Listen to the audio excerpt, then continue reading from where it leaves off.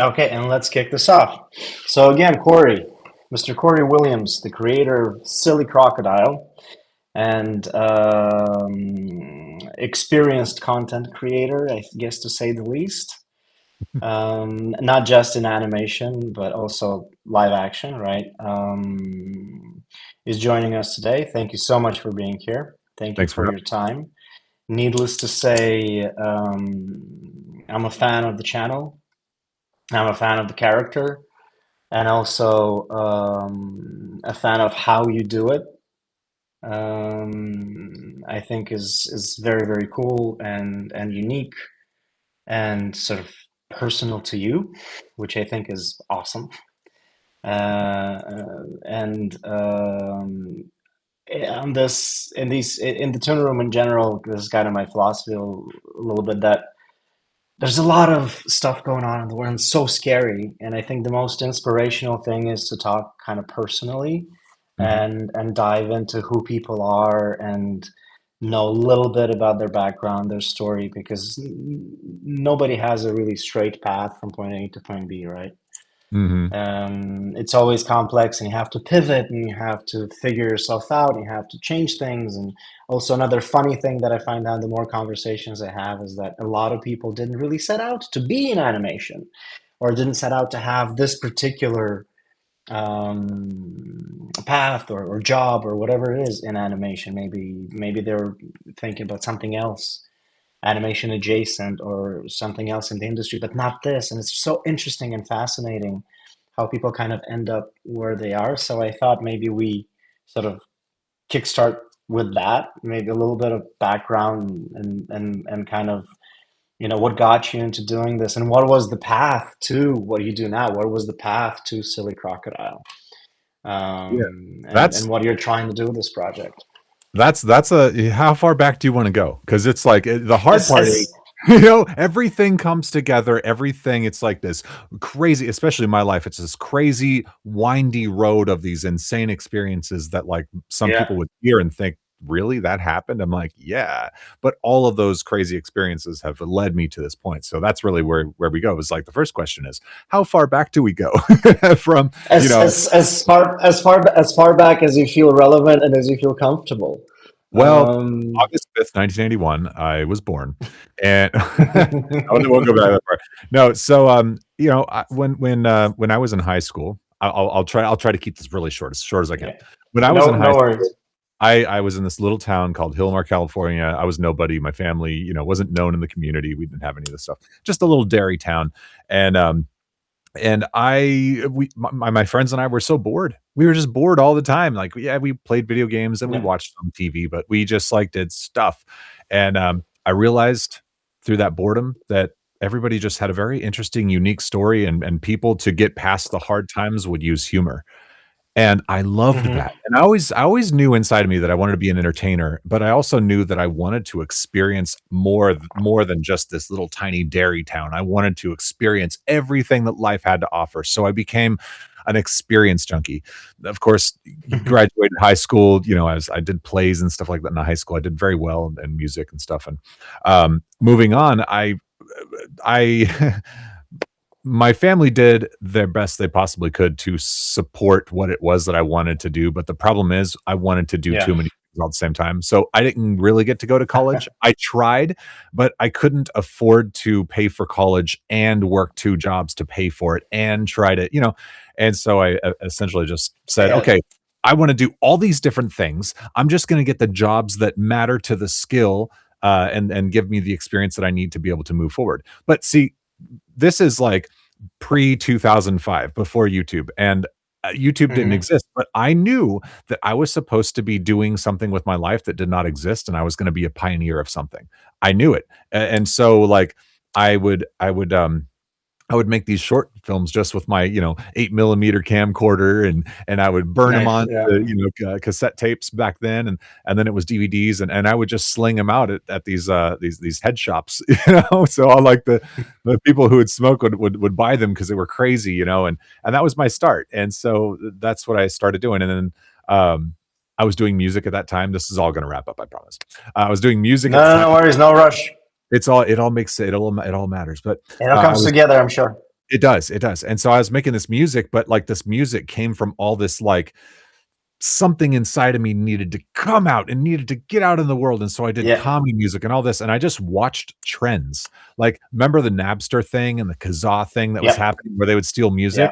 That was my first big break. So Oh, what I okay. did with that, people Wait, with hated. Napster? Yes, my first big Oh, break, wow. Napster. Napster blew me up. Kazaa blew me up. So here's how this worked. I saw a problem and I saw a huge need and I saw what the world hadn't seen at the time. Everyone's like downloading this music like crazy. Record companies are going ballistic because they're angry about this. And meanwhile, I'm like, I'm making music and I'm making videos, but really music, it's the easiest thing to get out was this music, right? Because I couldn't convert video just at the Yeah, time. And so what I did was I would take all of my songs, my comedy music, and I would replace the name of my song with the name of someone else's song, and it would make people so mad when they try to download like I don't know Weird Al or this or that or whatever, and then find out yeah. it's some other guy, and they'd be like, "Oh, he's so it, actually this is really funny. Who Yeah, is hold this on, this guy? is not bad. Who is Yeah, this guy?" And then they would hear the songs, and in my songs, I would say my name, I would say where you can find me, like in the way the music was done. And then, yeah. MySpace came around, and almost instantly, I was the number 1, comedic music artist in the world who was unsigned. So, it was like, Oh, boom, wow. I hit the top of the charts, exploded. My audience group went I was all over, like, the major talk shows. I'd been on, music had been played on Stern and Bob and Tom, all that stuff. It was like, boom, boom, boom, boom, boom, and that was, like, early. And then so that grew, and I was like, "Okay, I see a niche here. I see what's happening. I wonder if I can make a living from this." So I quit the jobs that I had. Yeah, I was a part-time firefighter, so, like, that's what I did, and, I was working for full-time, but a part-time firefighter, and I was a manager at a movie theater as well, but I quit all of that, and I said, "I'm gonna go all in on being some kind of creator of some type of thing." It wasn't called yeah, content creator or influencer at the time. It was just yeah. some guy, and making videos on the internet was taboo. It really was, and this was back in 2003, 2004 when I was starting to do this, and so audiences, 2004, 2005 is when my audience blew up big time on, in MySpace. MySpace? MySpace. And Yeah. then so I told my fans, "Hey, everybody, I want you to reach out and every video site that you find that pops up, you tell me and I will upload content to it. I just want to get stuff out there." And then YouTube was the first place to actually allow you to put a video player on your MySpace page without automatically playing. And I truly believe that's where Mm. YouTube won and the rest of them failed. That's their biggest thing that they did. And YouTube, they have no idea that that's really the key to their early success. They have no idea. So anyway, when I started to see my audience would follow me over to YouTube, again, this is like September 2005. Yeah. At that point, I was like, I see something here. I'm going to go all in on this and MySpace. So that's what I did, and then I got sponsored. Golden Palace Casino. It's the one who bought the Virgin Mary grilled cheese sandwich and all that. They bought my forehead because I put my forehead on eBay for sale. Um, and it got nationwide press because I did that. Yeah. And so that was the first time anybody had ever gotten sponsored, because Golden Palace is like, "Hey, first of all, don't put that henna tattoo on your forehead. You don't need to do that for your comedy shows. Here, wear this shirt. We'll pay you $5,000 It's every fine. month Yeah. just to wear it." And I'm like, "All right, let's go." So then that's how I did that. Anyway, continuing Yeah. on, that's what made me so I'm officially the first professional YouTuber, the first person ever to make YouTube videos for a living, and that's how it Okay. happened. Um, Wow. and of course, like when YouTube eventually had the partnership program, they called me as one of the first people to bring in. They're like, "Hey, we're going to do our first group of it's like 10 or 15 people to come into this partnership program. We know what you're doing. We see it. We have good connections with you." I said, "All right, let's go." I was like one of the top most subscribed. Anyway, moving on. Life was happening. I grew my Yeah. audience. I left MySpace. I got bigger on YouTube. And as I got bigger on YouTube, I started to learn how to grow audiences. I started to understand what it meant to grow audiences and how to connect them and how to not only connect the audience, but connect to other creators. And so I started leaning into, okay, yes, I can do well for myself, but if I do good for all the ships, then everybody does well. And the more that we can make everybody do really well on this platform, the more will come in. And so I worked Hmm. with a lot of the creators back then to help promote and do things with. So I mean, I had good connections with all the top guys, um, and yeah, and then we blew up because there was collaboration, and then I think that's when it really started to steamroll and go into traditional media territory, where traditional media originally was like, yeah, you guys are weird. But then when we started getting more views and a little more power, a little more push than they did, they went, "Oh my gosh, what is this?" And then strikes happened, and when the strikes happened, we exploded. I Yeah. think it was like 2007, 2008. Man, we blew up. We blew up during those strikes. So Hollywood lost out big when they had that big old strike. And yeah, so over time though, I am an ADHD guy. I tend to like I want Hmm. experiences, right? And I so can relate to that. Yeah. yeah. So what happened was I started to try different things, different trends, different ways of making content, different ways of telling stories, and that led to me having several different types of YouTube channels. So over the years, that's what happened. I had several different types of YouTube channels, and I just became really good at growing different IPs. Um, Moving on many years now, we're just fast forwarding to like 15 years later, and now I've got kids, and I see a problem in the world where there's a lot of children content being created that I felt like was bad, that was weird, that was Yep. not good for kids online. And I thought, you know what? I have all this experience in growing audiences. I have a expertise in understanding algorithms very quickly. I'm going to use this to do good in the world for the kids. I've already built up a hefty, amount of back money that just pays me forever, because views will always pretty much come in.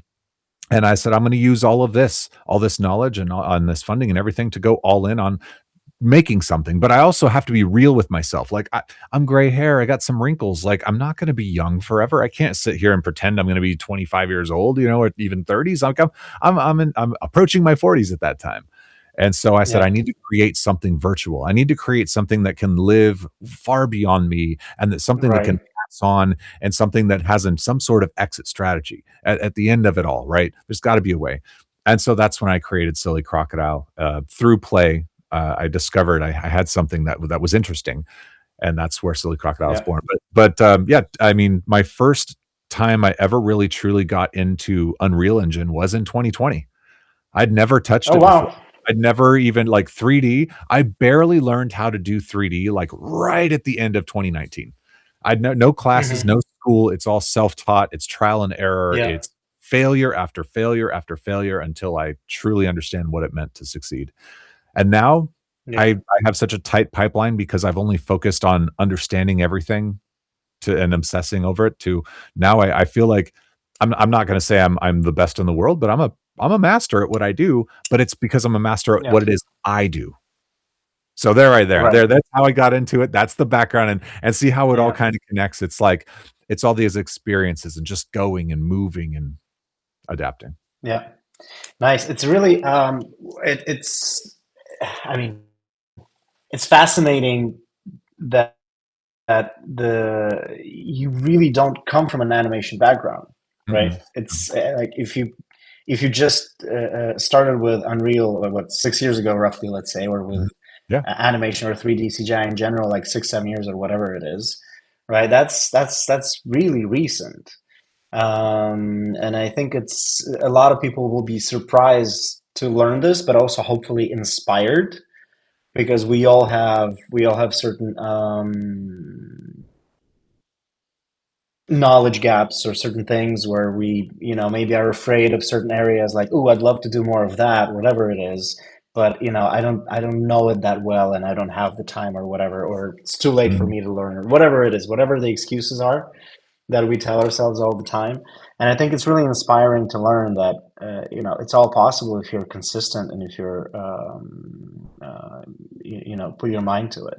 Yeah, here's um, something else I like to say too. Like I know I right now I'm experiencing a high level of success. And it is because of a lot of years I've spent, understanding how to tell stories differently within an animated space and virtual worlds and all that. But like the truth is like literally only months after I started learning this stuff, I already started seeing success from it, like directly from it. Like I so 20 late 2019 I said is when I kind of officially started in 3D. I opened Unity mhm. for the first time. So that's where I started was Unity. And rather than trying to do like an Unreal Engine pipeline, I was doing it all in VR. So I opened a basic Unity project, and I Yeah. said, I want to learn the very basics of VR.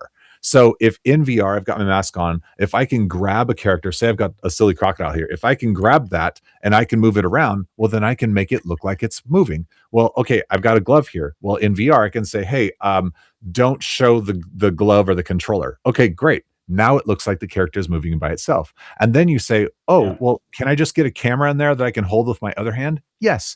And that's all I did. So it was virtual puppetry, just using a virtual camera in my hands. And I would get tens of millions of views, making, tens of thousands of dollars at that point. And so there was not really much of a gap for experience. So you didn't need to do that. And still I say that today. It still exists. It's like you could still download Unity or Unreal Engine and do kind of the same thing and start small, but have a bigger idea. Like I could tell a story Yeah. with a So pencil on a desk. I could tell a story with a rock on the ground. It doesn't have to be the most amazing looking thing in the world. What matters is the story. What matters is understanding how to tell a story that matters to someone, giving soul, giving energy to any kind of inanimate object. I mean, we all know how to do it. We have toys for this very reason. We grew up, our hmm brains are wired to tell stories. Watch children, watch just about anybody. We can find things. I mean, we tell ourselves yeah. stories all the time with the voices in our heads, the good ones, the bad ones, with the dreams that we Yeah. have, with our aspirations. Those are all just stories. So if you can stop and stop acting so quickly to try to get things done and spend a little bit more time thinking about, if I was going to do that, how would I go about it? That's the Yeah. secret. That's the secret to the success of all of it. Yeah, totally. I mean, I back in the day when I had my own studios, this was the thing that I kept pounding, and trying to get the guys to grasp, whoever they were, is kind of to understand the bigger picture of what we're trying to do here, right? Mhm. Understand what this story is. If whatever your job is in it, I've had a person, for example, just doing backgrounds and render and vegetation and trees and stuff like that, which used to take a ton of time. Mhm. And we used to render all this like on laptops, didn't afford to rent render farms or to build one of our own. So that was a very time consuming process.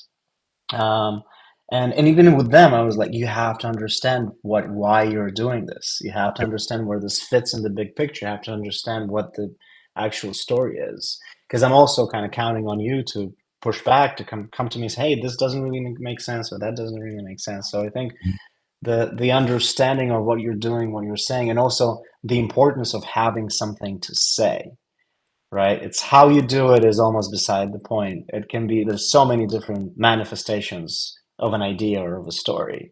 It's such a wide spectrum. It could be executed in so many different ways. Mhm. But understanding what you want to say and primarily having something to say, I agree. I think it's so important. And I see some people, and I've seen, like, throughout my career, I've seen people in a very, how should I put this delicately? um, Privileged position to be able to make pretty much anything they would like to make, Mhm. right? And they have nothing to say. Yeah. The problem is we look up to people like, oh my God, he's in such a privileged position, and he could do whatever feature film they wanted, they could do it, right? Whatever animated series, preschool, whatever, for kids, families, whatever they wanted to do, they could probably do it. They're in that position. But then you dig a little deeper and you realize that they have nothing to say. And this is a game I love to play when I meet people like that. I won't name names, but I call it the $1 billion game. Mhm. So you meet people that you feel like they've made it, they've climbed the mountain, right? And they've made things that I grew up on. So we're talking like proper, Mhm. professionals. And when I have the chance, I always ask them, if money was no issue, if you had all the money and all the resources in the world, had billions, whatever, and you could make, and you also didn't have to worry about marketing, distribution, whatever, like from the heart. Mhm. What is that thing that you would like to put out in the world that you haven't managed to yet? Or what would you like to see more being made in the world? And it's always fascinating to see the responses and to kind of play this game, because sometimes people will go off the top of it. They know it. They have it. They've been laboring on it their whole inside their whole lives. But sometimes people go blank. Like, So that's I yeah. it, I'm already there. I'm already there. Like it literally. I told my wife I was like, because she buys lottery tickets. She's like, so what are we gonna buy first? I'm like, I don't know. It's your money. Like no. It's like for me, it doesn't matter. Like nothing matters more to me than being able to just tell the stories that matter. That's it. Like I Yeah, love this. If I had to work a regular job, I would just be wishing I could do this. I would spend that extra money that I would be making to be able to do this today because this matters yeah, more than anything. Like, do I make great money right now? No, it's tough in the kid space, but that's not what matters to me. What matters is that I'm telling stories that matter to me and help to the children.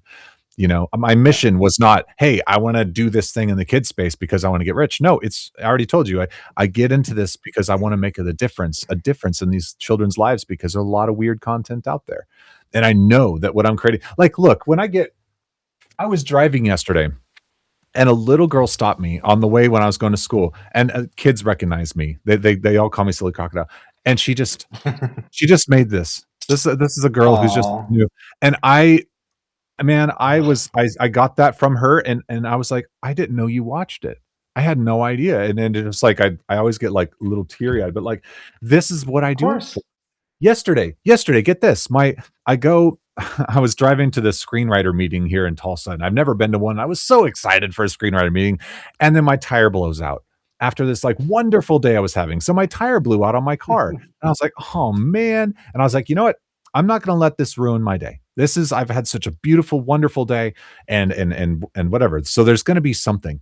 And so I sat and I waited for the tow truck who took 90 minutes to get there, and that's okay. Yeah, And man, I when he got there, I said, "Cory, it's not about you right now, it's about this guy. This guy's doing his job to help me. Let's be interested. yeah, Let's really lean into what he's doing." So I talked to this guy and I'm like, "Wow, that's so cool that you do this." And I drive a Tesla and I'm like, "How do you get a Tesla up on a tow truck? There's no normal undercarriage. It looks like a toy yeah. car."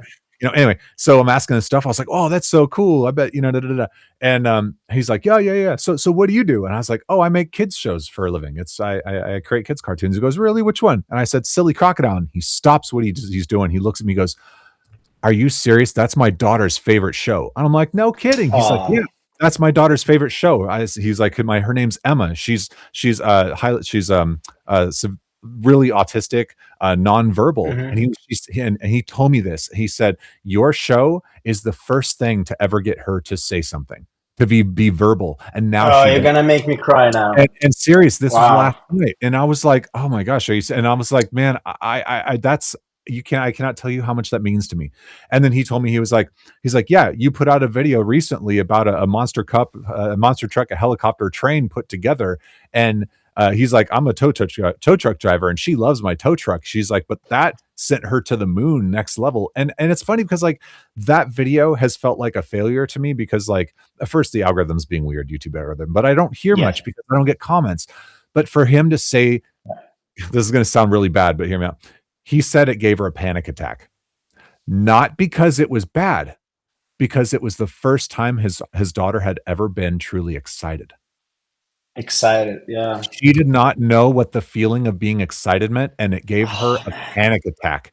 And he says, "Your content has made such a difference in the life of my daughter. I can't say thank you enough." And I said, "Oh my God, Mike, I'm just so grateful. I thank you. And I'm so happy to be able to do that for you." And I said, "Hey, turn on your phone. Let's make a video for your daughter." So I rolled down the window of my Tesla that was already on the back of the car. And I said, "Okay, you tell your daughter Emma that you got Silly Crocodile, the narrator, in there, and you're going to take him to fix the car." And then of course I said, "Oh, hey Emma, hey, thank you, tell your dad, thank you so much for doing this." And it was so beautiful. He's like, "Man, my daughter's going to be over the moon." And so I was like, man, that one moment where I had this down, if I would have just let that down feeling that I had ruin my day, I wouldn't have had that experience, that emotional Yeah. connection with that man. And you know what? Now he's taken that home. He's shown his daughter, and she's over the moon. It's on her iPad, and she's watching it over and over and over. And what's happening? That household is happier. So just because I can hold myself together, I've created this wave of positivity and love. Man, what other kind of job in the world can give you that? Why would I want a million billion dollars when I can live this, when I can grow old and say, you know what, I did something that mattered, I did something that made a difference. And you know what, I like, this is just one story of a nonverbal child who can speak, who was is working on speaking. Like, how many other children out there are in this situation that I have no idea. Yeah. So it's just like, Yeah. yeah, there's no amount of money that can change how I feel about this. That's why I've, I'm sticking to it, and I'm pushing forward, and I'm doing my best. You know, Yeah. I love this. That's beautiful. Yes. Yes. That's great. And on a personal level, I can totally relate to this. These moments where you have, well, I didn't coin the term, but I like calling it like moments of compression. Mhm, mhm. I just had this earlier today for various reasons, but like the small where you kind of go like you become small, right? You kind of feel like the weight of whatever it is, the blown out tire or something else. Sometimes it's bigger things, sometimes it's tiny things, and I realize in those moments that you just become a taker. You're just waiting to take things when you're in that state, and you forget to give. And Yeah. when you give, you get back, right? Mhm. Like you said, like, hey, I'm gonna be nice to this guy. He's doing his job. I'm gonna, even if you're kind of forcing yourself a little bit in the beginning, like, because you don't feel like it, But I'm sure a few sentences in, you're really in it. You're really curious to learn about, Yeah. his job and his work and his life and so on. So it takes a little bit of practice, but if you can like catch yourself, that's like 50% of it. You catch yourself and you go, oh, hold on, like I'm in that moment of compression. I'm too compressed. I gotta Mhm. shake it off. Let's put on a smile, even if I'm faking it for the first 5 minutes. Put on a smile and let's ask how he's doing, or Yeah. let's feign interest at least in the beginning in their job or in their lives, Yeah. and it makes such a huge difference. And like these little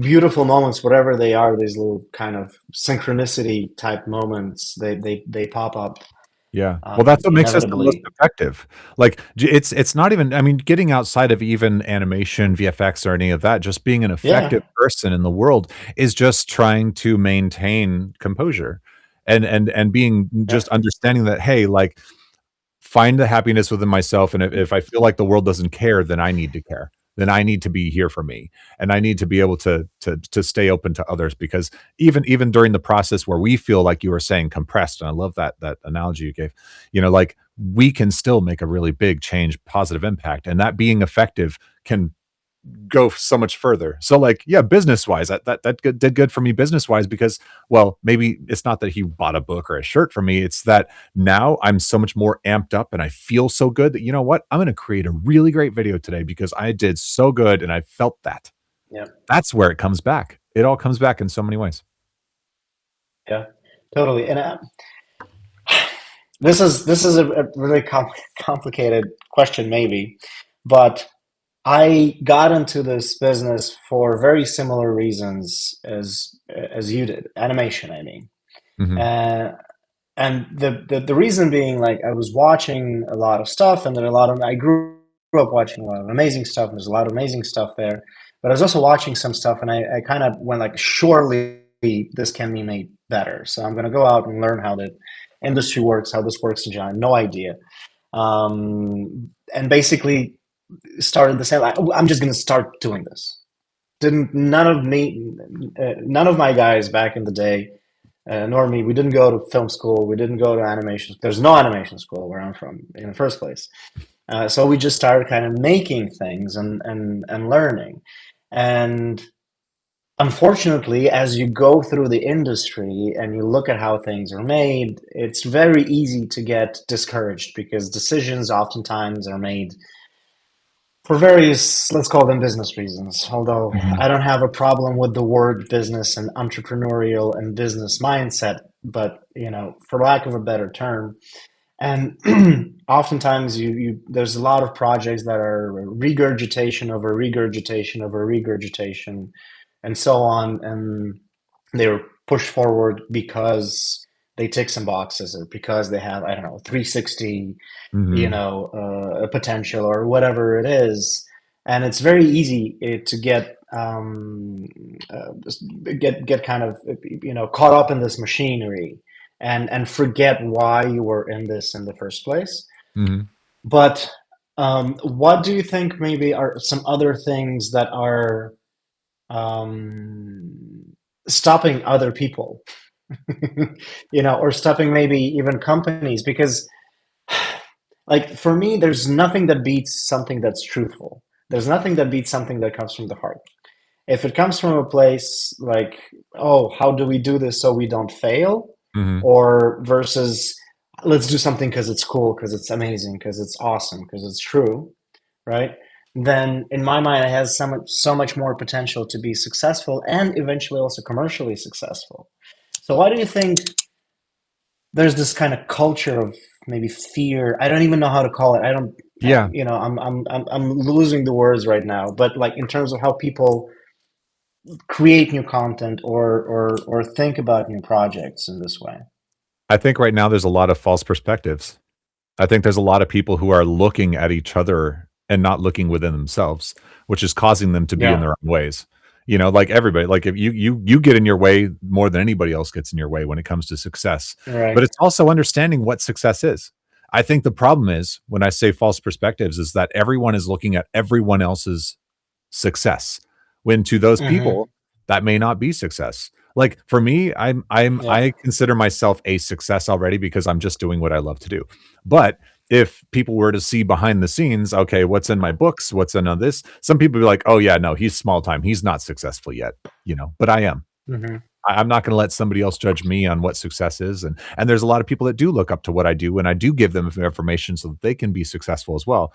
But the bottom line is just understanding what that success is. It's setting goals and being realistic about, are these true to you, or are these true because you think somebody else thinks it's true? Yeah. Like, and that's it. So it's about perspective, having a real perspective from what is true to you, and setting those goals, and moving forward towards whatever that is. That's where all the goal, even the studios, I think, are having problems. They're so scared of risk Mm-hmm. because they have no idea what success Yeah. is.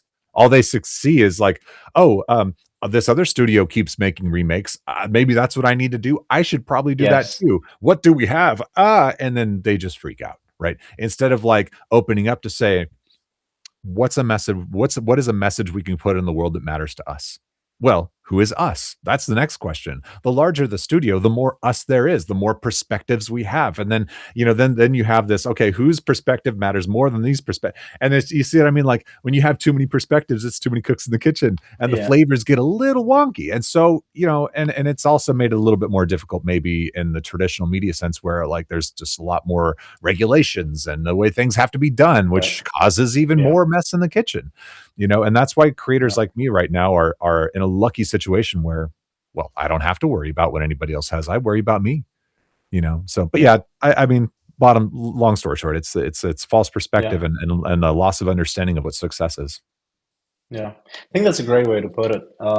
So playing off that, do you think for these independent creators and people who are inspired by other people such as yourself, or just they have that drive or that nugget of an idea and they want to create something of their own, how do you think now with everything like you mentioned, the algorithm is weird, we know it doesn't monetize, especially in this particular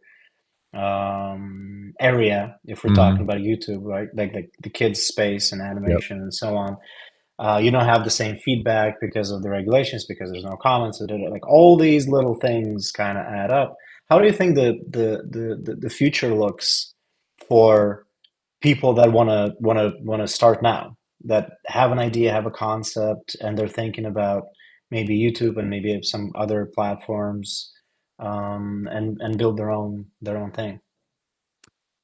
My definition of what the future is gonna be, or my thought is gonna be, not really use I don't think anybody's real thoughts of the future are useful. It just matters on moving on what you Mhm. have. Look, to me, the future is it's fake. The future is always fake. It's because it hasn't happened yet. It's all just Yeah, imagination. So everyone's yeah, got a different imagination of what might happen, you know? Yeah. Again, remember I was telling about the stories we all tell? The future is just stories that we're telling ourselves that might happen, you know? So, like, from Yeah. my perspective, what it is, I think, I think there's gonna be a little bit of hurt for a while in the kid space Hmm. specifically. But I think that whenever there's hurt, there's a problem. Where there's a problem, there's a solution, right? So Right. it's about going, okay, I'm not going to say that these problems that are happening are not happening. I'm going to say, I see them, I acknowledge them, and how can I provide an answer using my own creative methods? Right. So Yeah. when there are problems, there are areas that can be highly successful. Like every time there's a major problem, somebody's banking. The money is going somewhere, the attention Hmm. is going somewhere. But I think also a lot of creators are going to fall off and they're going to get discouraged. And Yeah. I mean, it makes my heart sad. But hey, look, if you stop and you get too discouraged to not continue forward, then was this supposed to be what you were meant to do anyway? Look, Right. I'm also like a trained wrestler, like a WWE wrestler. I don't. This is a thing that I haven't told anybody on this things, and I'm going to talk about this. This is really exciting. This is a really exciting thing. When I started wrestling school, it was 13 years ago, 14 years ago. I started with a Yeah. guy who I was trained by WWE legends. It was Rikishi and Gangrel, these guys, and really Yeah. great experience. My training partner was a guy named Jacob Fatu, which was part of the Samoan dynasty bloodline. This is going to go somewhere cool, I promise. Hmm. And Okay. Okay. Okay. when we were training This is together, amazing. when we were training together, like I was already big on YouTube. I had an audience. I had all of this stuff, and but I didn't stay on the training because I said, you know, I love this, and I see where this is going, and I see that I can really reach some really cool heights. But this isn't me. This isn't the story I need to tell. So I left, and I only wrestled like one match. And, Hmm. meanwhile, my brother Jacob, he's always gonna be my brother, my Oos is what they call it, Oos. My Hmm. Oos, he continued on, and for a lot of years, I mean, they don't make a lot of money, it's hard, it's, you know, you Yeah. kinda suffer through the craft. Literally this last Monday, which is one of these things that I was so excited for, he's getting his first WWE heavyweight title shot. And Oh so wow. it's incredible. Yeah, he's huge. So Jacob Fatu is one of the biggest names in WWE right now, and I'm just like, "Goes, get it." But there's the point. Some people drop out. When you see it seems Yeah. like, "Oh, you got all this stuff together," but people drop out. And just like in the animation space, if you look like you've got a great show, a great IP, but you drop out, was that meant for you? Let them go. You know, and so, yeah, a lot of people I believe a lot of people, because of all the changes that are happening, are gonna drop off because there's not enough money, because it's too oversaturated, because there's AI slop running amok us, whatever you wanna call that. Is that right? Yeah. Yeah, you know what I mean? But I It's mean, fine. I think people are gonna drop for those reasons. Am I gonna drop? Yeah. No, because my heart's in it, because I've been through this, because I've done this a number of times, and I'm gonna keep going because that's what I have to do. It's my calling. And when like just like my, you know, my Us, he's gonna be champion. I hope he does at Backlash. I hope so. Yeah. I don't really watch wrestling that much, but I'll watch it for Jacob. But anyway, so You watch this one, I'm sure. I'll Yeah. watch that one. Yeah. So, but no, that's another example. You know, just sometimes you have to learn and watch and adapt and or get out of the way. I mean, Yeah. my favorite movie of all time is Idiocracy, and I hate to say it, but there's a really great Oh, I quote. love it. It Yeah. says you got to either what did it say? Lead, follow, or get out of the way. You know, but like it's so true. It's this is it. You know, Yeah. and so I'm just leading. I'm leading myself and my brand through this, and yeah, I follow no Yeah. one. I'm not getting out of the way. Yeah. Oh, that's interesting that because it applies to pretty much any endeavor, right? Not just what we're talking about here, but like generally in life. And I think honestly, whatever failure you have informs who you become. So it's not wasted energy. Mhm. And I think there's no shame also in throwing in the towel or going like, okay, I've been there, tried it. I took it to a point where I couldn't take it any further for various reasons. Whether I couldn't take it physically or mentally, or my heart wasn't in it, whatever it is. Financially, I couldn't keep sustaining it or whatever. Um, and I think there's no shame in it, right? Yeah. And I think for people who want to try to do something, they should. Like Mhm. it's really tough. I teach some classes and I talk to students and I talk to their teachers as well. And now this AI, the industry's dead. Should I even finish this? You know, should I even like? Did I get it into the wrong industry at the wrong time? You know, what's going on? And basically, my advice is always kind of along the line, the same, kind of along the lines of what you just described. That kind of paradigm where, like, if your heart is in it, you're going to see it through, or you're going to at least try it and maybe fail Mhm. in some way later, but it's easier to live with failure than the regret of not even trying it, right? Exactly. And I think many people, like especially like these young kids who had, ambitions of becoming great animation directors, for example, or writers, like author types. I talk to a lot, maybe a bit more so than artists. And now they're kind of discouraged, and I keep telling, like imagine you stop now, you don't do this now. Trying it's hard when you're 20 something, but Mhm. and now fast forward to 20 years, it's hard to imagine that. Like, oh, what's life going to be at 45 or 50 or Yeah. whatever? But like imagine that, and imagine having to live with the regret of not having tried. Mhm. And in your case, your brother Jason, he went on, and you had a clean mental and kind of moral and psychological exit Yes. from this endeavor, and you're rooting for him, right? Mhm. But had it been different, you would look at him and say, "Man, that could have been me." Right? So I Right. think in so many cases, it's that you'll look at somebody and go, oh man, they're my age, they're my cohort, whatever. Maybe they're even in my class, and look, they made something of it. So it's like always Yeah. try and fail. There's no shame in hitting the mud and just get up and do something Yeah. else, turn around, do whatever. You have the choice. Then you always have the choice. The values So in the uh, experience itself, because you have no idea what it yeah, is you're going to experience, whether it's gonna be, "Hey, I have to stop," or, "Hey, I'm gonna keep going because I love this more than anything." Like, it's every experience I've had has been a wonderful experience because everything I have had has been this bit of knowledge. Like, I mean, I'm good at Unreal Engine because I failed a lot. That's it. That's why I'm so good yes, at what I do, because I failed so hard. And I yeah, failed and I looked at it as, hey, this is not a failure. This is a learning opportunity. Flip it, you know? And yeah. even like I was on this show Naked and Afraid. I don't know if you ever heard that show, but I was a survivalist Yeah, on that yeah. show. Yeah. And they sent me out Oh, there. okay. Yeah, and I was at season 8 finale, Belize breakdown. Anyway, I got out there, same mindset, right? I'm gonna go out there and I'm gonna give it my best. I'm gonna do my all. And did I survive the whole thing? No, I lasted 11 days. But there are so many things that I was like, wow, I can do that. I can't believe I can do that. And it's that mindset that like solidified that, look, if you can go this far and push this hard and still come out of it okay, well, okay-ish. I had like 3 years worth of Yeah, problems. Um, but yeah, I mean, that's just everything in life, man.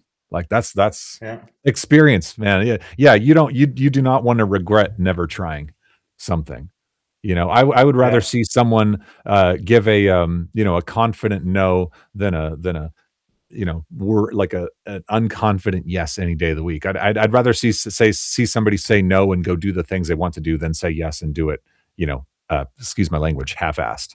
I wanna see them Yes. go full on. Yeah. Yeah. Totally. Absolutely. So basically, what we're saying is that there is hope. Oh, People yeah. should try. The hope is within yourself. The hope is whatever you allow yourself. Yes. Hope is purely just understanding what success is and finding an achievable way to get there, a realistic way. And it's not about like, when I get to the top of the mountain. No, no, no. Success is every step of the ladder. Success is one little step at a time. They say, how do you eat an elephant? One bite at a time. Find those Yeah. little successes that allow you to have those little bits of dopamine, and every now and then people cheer you on. And sometimes you fall, but as long as you know how to fall back down to the previous step that you know because you've been there, then you can continue to climb back up. Everyone slips every now and then. Yeah. Yeah. 100% agree. That's great. So in terms of kids content, what, and again, I know this is a very, very big thing, and we could probably riff on this for hours, but what are some of those values or some of those things that you felt were missing in the stuff that you were seeing back in the day? And what are the things that you're trying to kind of weave into the stories that you tell, whether it's the storytelling itself or maybe even the tone of it? Yeah. It- The here's the problem. The content that I was seeing when I first started, it was just entertainment content with no educational value. It was just, here's a yeah, car going down a slide and then goes through paint and comes out and goes blue. What is a kid learning? What is a kid learn? Okay, the car got slimed and it comes out. Like, I can see visually as a child that age going, "Oh, that's fascinating to look at." But there was no substance to it, right? And then that's what was out there, and yeah, then there was people that were just using toys and, like, crashing them into each other, and it didn't make any yeah, sense yeah. either. Oh, I mean, it's like taking what yes. Mr. Rogers said and just saying, "You know what? I wanna look at it through his lens and say, how can I make a difference in what's happening?" So, like, with Silly Crocodile, every single episode, even if it's one that seems like just silly, there's a Yeah. lesson, there's a deeper reason, and it all comes from something that truly happens in my life. So I work on social and emotional intelligence. I want it to Yes. be something where after they're done watching the video, subconsciously, they might go out into the world and then go, "Oh, just like what happened in Silly Crocodile's video, that's what's happening here, and Hmm. I can hold myself like this." They don't say that, but again, that's why I say it's subconscious. Like, Yes. when, going to the dentist, or if a tooth is falling out, it's not a scary thing. What are some fun ways we can think about it, or but, Yeah. or the dinosaur. I just recently put out a video about a T-Rex, and T-Rexes are usually big and scary, and that's how a lot of shows kind of portray a lot of T-Rex shows. But the Yeah. T-Rex was afraid of the silly crocodile. Why is he afraid? Let's dig into that, and it goes further, but I won't get into it. But yeah, every single one has to have Yeah. something that really gives something to the children. Yeah. My son is 8, so we've gone through all these different stages and different. He's grown out of different types of content, right? Mhm. And obviously, as a parent, and especially being in the business, you always value so much when people put in the effort, when it's not just entertainment for entertainment's sake or Yeah. whatever, when it's not just a placeholder, just to keep the kids glued to the screen and so you can, I don't know, go do the dishes, and keep them hooked.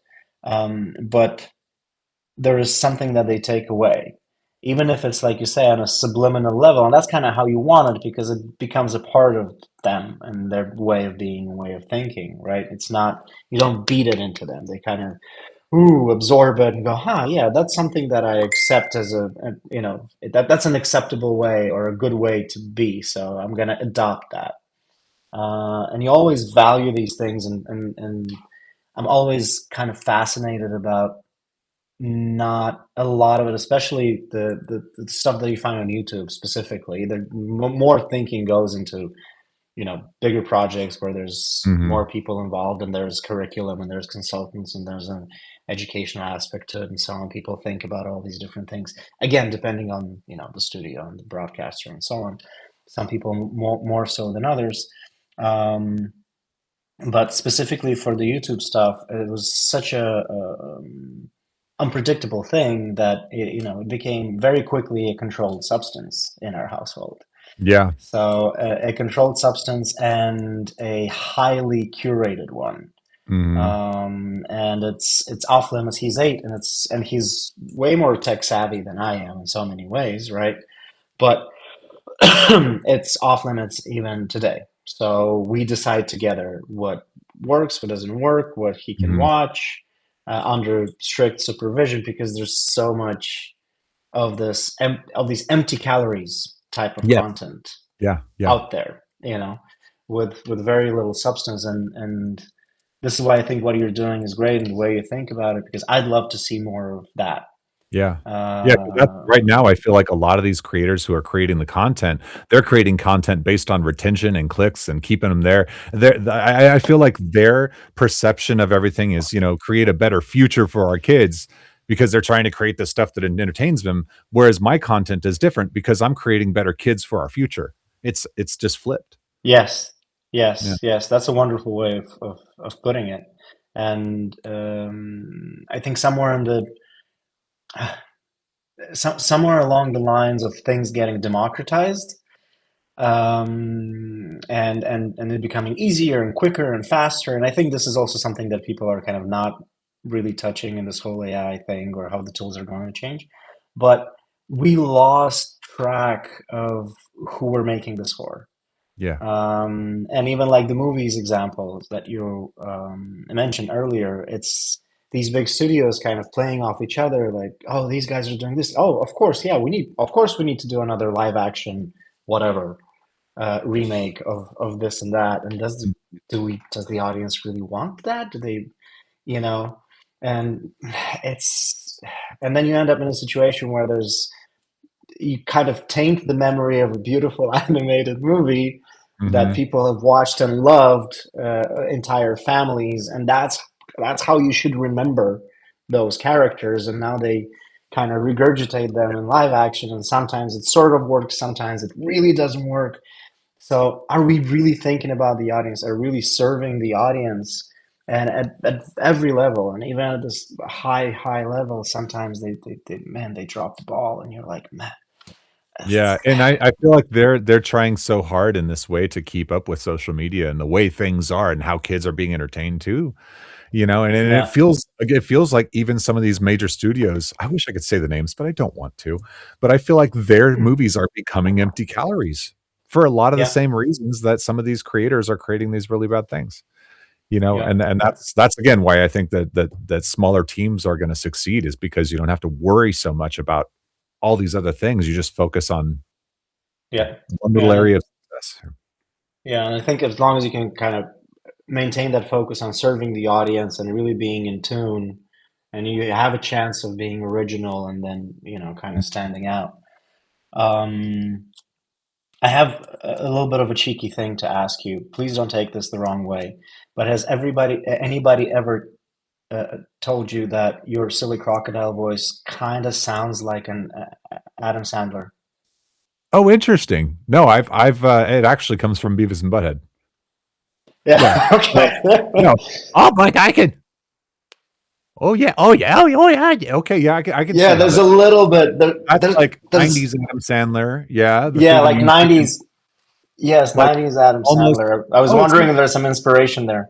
that's almost like Waterboy. Now that you say it, yeah, that is almost Yeah. like Waterboy. Oh, that's good. Oh, yeah, interesting. I never noticed that before. No, it actually that's actually from Beavis and Butthead. Yeah, okay. Yeah, yeah, yeah, yeah, yeah. So a lot of that actually came from Beavis and Butthead and the accent that he has actually comes from another character that I was doing a long time ago. So this is another character that I was doing on another channel that I really loved that nobody saw, and it was my wife's favorite character. His name was Lenny, and he would do Yeah. washing machine reviews. It was like this like secret No. it was hilarious to me, and I just got a kick out of it. But anyway, it was a mixture of those things. But yeah, interesting. Adam Sandler. Hey, I take that as a compliment because I loved Adam It Sandler and is. all that stuff. I So love Adam Sandler. It is a compliment, and I was honestly sort of hoping that you'll say that it was a little bit of an inspiration to you. So I think no, but it's a that's great. very I wonder if it's like one of but those subliminal things though, because like I did love Adam Sandler stuff. Like I watched a lot of the early stuff, and I loved Waterboy. I listened to the yeah. songs. So maybe someone somewhere in there was like Hanukkah, the Hanukkah songs. Like that's Mhm. I'll have to dig into that. Or maybe not too Yeah. much because then I don't wanna get too inspired. Yeah, you don't want to get in your head about this whole No, thing. I Too in won't. your head about it. Silly Crocodile knows me too well. We're But good. but but I think it's cool. Like for me, it gives me like this sense of kind of familiarity in the best of ways, That's good. and it's kind of instantly accessible, you know. Yeah. Well, I had to make it so Um, separate from my voice because I'm the narrator. So when I'm talking this very specific right. way to talk to kids, and then I got to be completely opposite from the way that the narrator talked. So that way we can have conversations without any question or concern, so it's Yeah. easy. Yeah. Yeah. That's great.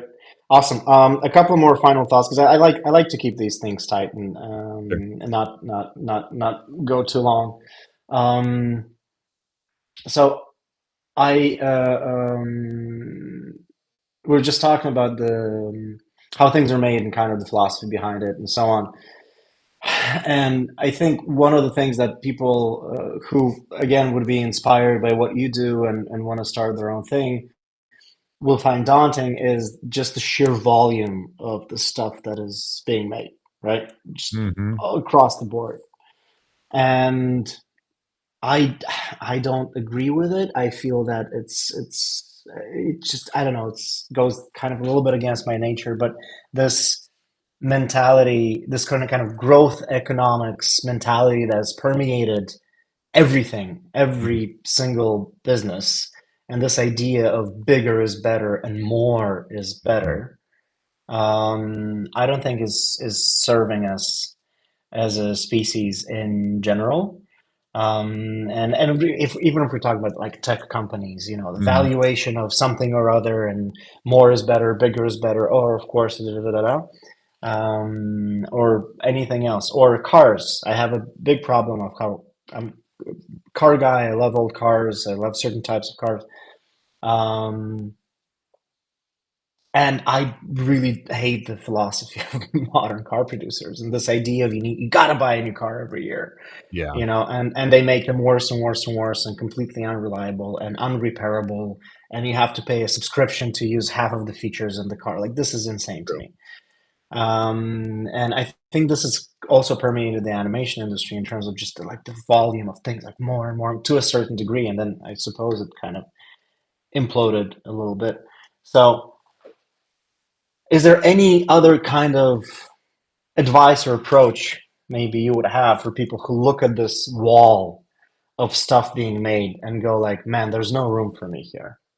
I can't, like, there's everybody's doing something, or whatever idea I have today, even if in truth it is truly original, people may think, I'm sure there's somebody else thinking about this and I'm not even gonna try. Like, how do you mitigate this being intimidated, by just the sheer volume of things being made? Because no one can be me. Because no one can tell the stories I tell. Because no one can touch what I've created in the ways that I can. And so I don't have competition. I don't have people crowding my space because no one can, because I don't allow them. It's like a great meditation is allowing yourself to just stop for a moment. And this is, I love meditation. I do it all the time. You stop and you think Mhm. about, okay, when I hear something, I say one word, I say hearing. When I smell something, I say smelling. When I feel something physical, I say feeling. When I hear a thought, that I agree with or don't disagree with, I say thinking. Inside my mind, I place those into different boxes. Imagine you're in a room, a fairly decent sized room like your bedroom, and each of those boxes contains those thoughts, feelings, emotions, things you feel, hear, physical, whatever it is. And then the rest of the room is for you to breathe, to walk around, to move, to be free. Yeah. When you apply this even in this space with other creatives doing all these things, all you're doing is placing the thought of them and the thought of this all that into one little place so that you can still be free. And realizing that the rest of that space is just for you. Let those people be over there. What they do doesn't have to mess with you. It's your reaction to their actions is just a reflection of yourself. I think Yeah. there's even a good quote to that. I can't remember it right now, but like again, I don't look around as much as most other people do because I look within. Because that's what matters the most. If I wanna make a difference in these children, I need to allow myself to be able to make that difference in these children. Yeah. I can't if the best tool that I have is myself, and it is, we are our best, Yeah. most amazing tools, not these subscriptions, not the tech. No, it's ourselves. Take the best care of the tool that you have, physically, mentally, and the rest comes into place. I mean, here's a great quote. I love this one. Winners focus on losers focus on winners, and winners focus on winning. Think about that one Right. and go over that a couple times in your Yeah. head. And if you really start thinking, okay, like I got to quit worrying about what everybody else is doing. So that's Yeah. meditation right now. I think is a big thing that I think a lot of people could help get should get into their lives, and any sort of therapy. I could say that because I had to go to therapy to understand some things too. I've had my Huh. crashes, and Yeah. with everything, all the fear and all the changes, people hate change. I think now is a great time for people to start practicing this sort of stuff for themselves so they can be the best that they can be. So, Yeah. yeah, that's And what I got. find their voice. That's the thing, right? Mhm. Yep. Yeah. Find your Find their voice. Stop voice. listening so much to every other voice out there because it gets loud. It's loud. But if you forget to Mhm. listen to your own voice, you're going to drown yourself out. It's not about them. They didn't do that to you. You did that to yourself. You drowned inside your own thoughts.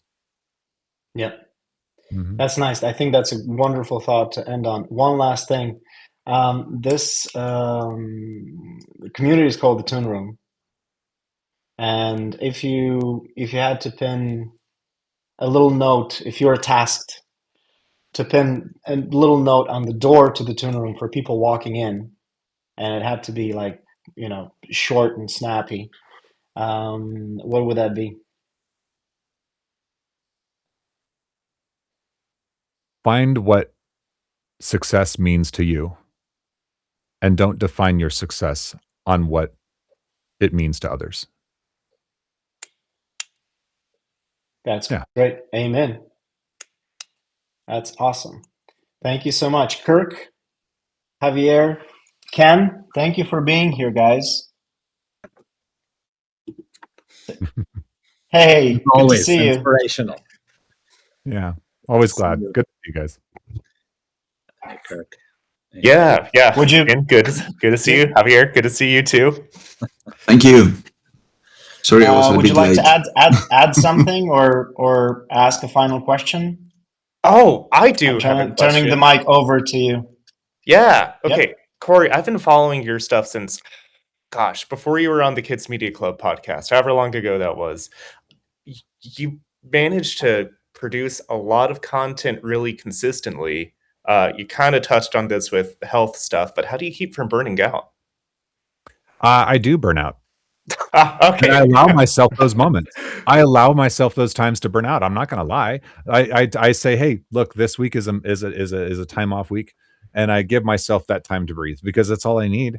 I can sit here in the rat race, but if I'm not living, what stories am I telling? If my stories are based on Yeah. living, then if I'm just working all the time, there's nothing to tell. That's how burnout happens. So it's just staying focused on that and allowing yourself to breathe and saying, "Hey, I feel this way. I acknowledge that I feel this way. Understand why you feel that way and allow yourself to heal. Allow yourself that time. And the more that you kind of like get into that rhythm of breathing, the more that you find that you won't crash as much. So, some days I still have bad days, but that's just life, man. We don't always wake up on the right side of the bed, and that's okay. That's totally okay to be that way. But it doesn't take away how much I love Silly Crocodile, how much I love the stories, and how much I love other creators who tell their own stories. So yeah. Yeah, great. Yeah. Awesome. Well, no question, other than just say always good to see you, Cory, and it's been a pleasure and an honor working with you. And you're a very inspirational human being, and it's the mission that you have and why you do it. It's awesome. Makes Yeah. all this talk about AI slop and talk about how hard it is and all of it. It's like there's such a large community globally that are toiling. Some days it feels like a burnout for sure. It's not easy and it's getting harder, but I think as you said, it's like sticking in there and like, is this what else are you going to do? And if you do something else, is it going to bring you any joy? This industry or Mhm. what we do brings me tremendous joy, being able to work with great creators and partners around the world, and being worked with Alexandru over the years, and our show that we worked on years ago now starting to roll out, Talking Tom, Suddenly Super, and it's doing well. Yeah. And so, finding those joyful moments along the way and reminding, okay, it's, in the moment of the grind, it's tough. But when you take that step back and say, actually, it's pretty great what we're doing. And if we're able to eat every day, and that's, taking care of your basics and focusing on your family and friends and being a good person, it's what a joyful life we have. Hard but joyful. So thanks. And I appreciate you and all that you do as well. Thank you. Javier, where I don't know if we've met. Good to see you. I can. Yeah, I think we chat a couple of. We met actually in Quebec, but that was 2018, many years ago. Yes. Yeah, and we chatted a couple. Great memories. That was a great event. Hoping that's going to come back. Something will come back. Given kids no longer. Totally. A lot of talk about another event in Canada, perhaps. But good to see you. Yeah. Thanks for doing this, Alexander. Too. It's the Toon Room is small but growing and a lovely place, a safe place. So it's great. Thanks for doing these things. My pleasure, and thank you for showing up and for the support, and for all the wonderful ideas that we're throwing around. I think a lot of people could really use them. Yeah, especially now. So I really, really, really appreciate the time and all the insights and the wisdom and the support. Yes. All right, everybody. Have a good rest of the day and the week. Thank you. Thank you so much again. Everybody else, thanks for showing up, and we'll speak soon. Yeah. Take care. Bye. Ciao. Thanks. Bye. Bye. Bye-bye.